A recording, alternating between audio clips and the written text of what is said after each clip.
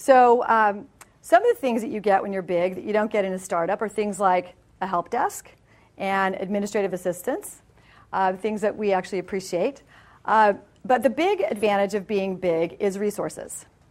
Being able to, at the drop of a dime, tap resources around the globe to add them to your client team and help solve a really complex problem.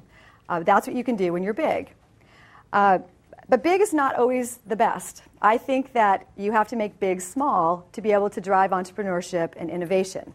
So find a way to make this kind of an organization, turn it into bite-sized pieces.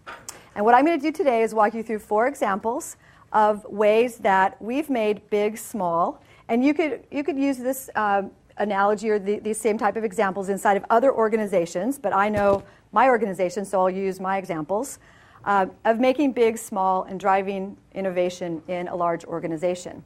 And I'll start with my own example. So Tina mentioned that I run our Silicon Valley practice, and I've been doing that for about 2.5 years. When I run that practice, it's like running a small business inside, though, of a very large business. But I have a lot of autonomy to run the practice the way it needs to be run to serve the technology market, 30 miles away from here.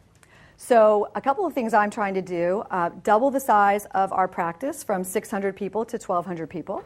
So that's a lot of headcount to add. Drive our market share into the tech companies to a greater extent.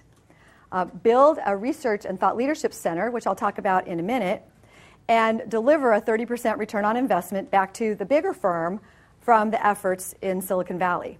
So just like a regular business or a business unit. So I do the same kind of things that you would do in any other business. I formed my team.